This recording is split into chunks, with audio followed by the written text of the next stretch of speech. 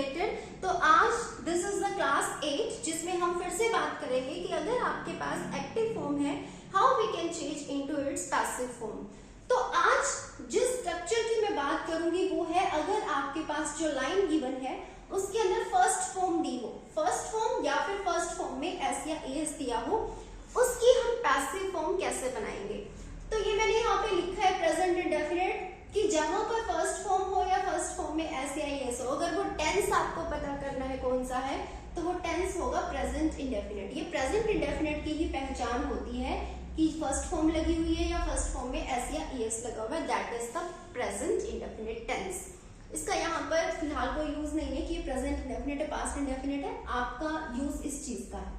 ठीक है, आपको ये स्ट्रक्चर देखना है। अगर आपको ऐसा ऐसा कुछ दिखाई दे रहा है देन क्या करोगे, आप इसको हटाओगे और ये लगाओगे। फॉर एग्जाम्पल आप यहाँ पर देखो, ये तो हो गया काम को करने वाला। काम को करने वाला कौन होता है? सब्जेक्ट। मैं बार बार हर वीडियो में बता चुकी हूँ। ये है वो काम जो हो रहा है, इस काम को क्या बोलते हैं? वर्ब। जो काम हो रहा है दैट इज कॉल्ड वर्ब। खेला जा रहा है तो कुछ ना कुछ तो खेल रहे होगे, play.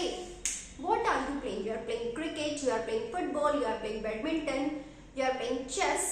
What are you playing? क्या चीज आप खेल रहे हो? तो जो चीज आप खेल रहे हो वो क्या है? आपका ऑब्जेक्ट। क्लियर?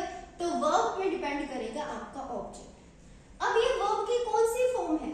फर्स्ट फॉर्म है ना, और तो कोई साथ में हेल्पिंग वर्ब नहीं लगी हुई, कोई फर्स्ट फॉर्म में ईडी नहीं लगा हुआ, कोई फर्स्ट फॉर्म में आईएनजी नहीं लगा हुआ, कोई और हेल्पिंग वर्ब नहीं लगी हुई। हेल्पिंग वर्ब कौन कौन सी होती हैं?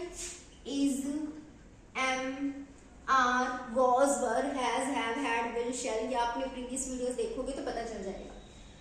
तो यहाँ और कुछ नहीं है, यहाँ सिर्फ आपको दो चीजें देखनी होती है कि हेल्पिंग वर्ब क्या है और वर्ब क्या है। क्लियर?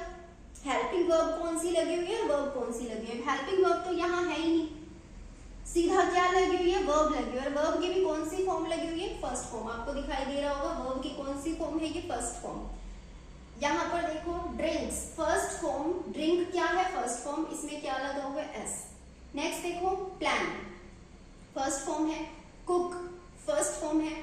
बाय, इसमें क्या लगा हुआ है? एस। फर्स्ट फॉर्म में एस या एस लगा हुआ है। जितने भी मैंने एग्जाम्पल लिखे हैं सब में यही वाला स्ट्रक्चर यूज हुआ है, या तो फर्स्ट फॉर्म है या फर्स्ट फॉर्म में क्या लगा हुआ है? एस या एस। इसका मतलब ये सारे प्रेजेंट इंडेफिनिट के एग्जाम्पल हैं और इनको पैसिव में चेंज करने का ये मेथड है। ठीक है, यानी कि आपको ये जो फर्स्ट फॉर्म है इसको हटा देना है और फर्स्ट फॉर्म की जगह ये पूरा का पूरा चिपका देना है, पेस्ट कर देना है एज इट इज। क्लियर? तो देखते हैं कैसे करेंगे इसे। वीडियो अगर अच्छी लगे, आपको समझ आए तो लाइक जरूर करना, शेयर जरूर करना, सब्सक्राइब जरूर करना ताकि मुझे भी थोड़ा मोटिवेशन मिलता रहे। तो यहाँ पे आपको करना क्या होता है? फर्स्ट ऑफ ऑल जो आपका ऑब्जेक्ट होता है उसको उठा के आपको लाइन की स्टार्टिंग में लिख देना होता है। सबसे इंपॉर्टेंट यही है वॉइस के अंदर कि आपको ये पता हो आपका सब्जेक्ट कौन सा है और ऑब्जेक्ट कौन सा है। क्लियर? लाइन के स्टार्टिंग में मेंशन कर दिया। आफ्टर दैट आपको क्या करना है? ये पैटर्न उठा के लिखना है। अब क्रिकेट के साथ देखो, आप इज लगाओगे, एम लगाओगे या आर लगाओगे। क्रिकेट एक ही गेम का नाम है, क्रिकेट्स तो नहीं है ना, क्रिकेट सिंगल चीज है, तो इसके साथ आप क्या लगाओगे? इज लगाओगे। Clear? After that third form, किसकी थर्ड फॉर्म? जो यहाँ वर्ब लगी हुई है उसी की थर्ड फॉर्म। तो प्ले की थर्ड फॉर्म क्या होगी? प्लेड। थर्ड फॉर्म के बाद जो जरूरी चीज आपको याद रखनी है वो है बाय लगाना।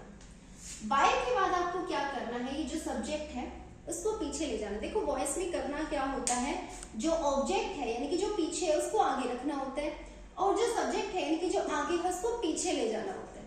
क्लियर? ये मोस्ट इंपॉर्टेंट टास्क है जो आपको वॉइस में करना होता है। दूसरी चीज आपको वॉइस में क्या करनी होती है? थर्ड फॉर्म लगानी होती है। कोई भी वॉइस हो, वॉइस थर्ड फॉर्म के बिना बनेगा ही नहीं। वॉइस में आपको थर्ड फॉर्म मैंडेटरी है लगानी। क्लियर? अब ये आई पीछे जाएगा तो क्या ये आई ही रहेगा? नहीं, अगर आगे लिखना होता फिर तो आई, पीछे जब लिखते हैं तो आई चेंज हो जाएगा मी में। क्लियर? सो सिंपल, कितना इजीली चेंज हो गया पैसिव में। नेक्स्ट देखते हैं, शी ड्रिंक्स कॉफी।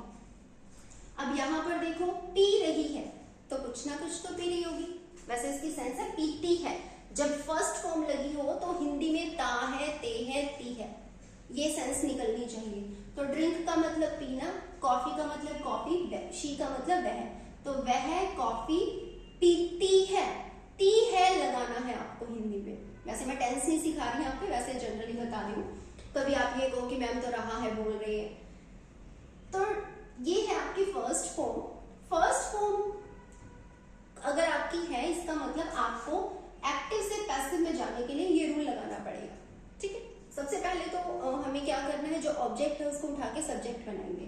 पी रही है, पीती है, क्या पीती है? पानी पीती है, चाय पीती है, कॉफी पीती है, लिम्का पीती है, क्या पीती है? ठीक है, तो वो पीती है कॉफी।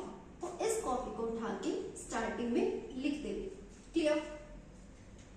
उसके बाद क्या करना है, ये पैटर्न। अब कॉफी के साथ इज़-एम-आर में से फिर से क्या आएगा, इज आएगा। क्लियर? आफ्टर दैट लगाएंगे थर्ड फॉर्म, किसकी? इसे ड्रिंक की। ड्रिंक की थर्ड फॉर्म होती है ड्रंक। After that bye. उसके बाद ये जो शी है, जो स्टार्टिंग है, ये पीछे जाएगा। पीछे जाएगा जब शी, तो वो हर बन जाएगा। क्लियर? जब शी पीछे जाएगा तो हर, ऐसे अगर हर को आगे लाना हो तो वो शी बन जाएगा। Is that clear? Next is they plan holiday. Plan करते हैं, क्या प्लान करते हैं? ट्रिप प्लान करते हैं, ठीक है, कोई मूवी प्लान करते हैं, क्या प्लान करते हैं? हॉलिडे प्लान करते हैं। ठीक है, तो ये हॉलिडेज आपका क्या बन जाएगा? सब्जेक्ट। अब एक से ज्यादा है, हॉलीडे ये एक है, हॉलीडेज एक से ज्यादा है। एक से ज्यादा के लिए कौन सी हेल्पिंग वर्ब लगती है? Are. After that third form, किसकी थर्ड फॉर्म? जो काम हो रहा है, काम हो रहा है प्लान करने का, प्लान की थर्ड फॉर्म क्या होगी? प्लान्ड। उसके बाद क्या लगाएंगे? बाय। अब जो दे है ये पीछे जाएगा। थर्ड फॉर्म के बाद बाय स्किप मत करना, बाय लगाना बहुत इंपॉर्टेंट है। दे जब पीछे जाता है तो वो देम बन जाता है। क्लियर? दे जब पीछे जाता है तो वो देम बन जाता है। Next is we cook food.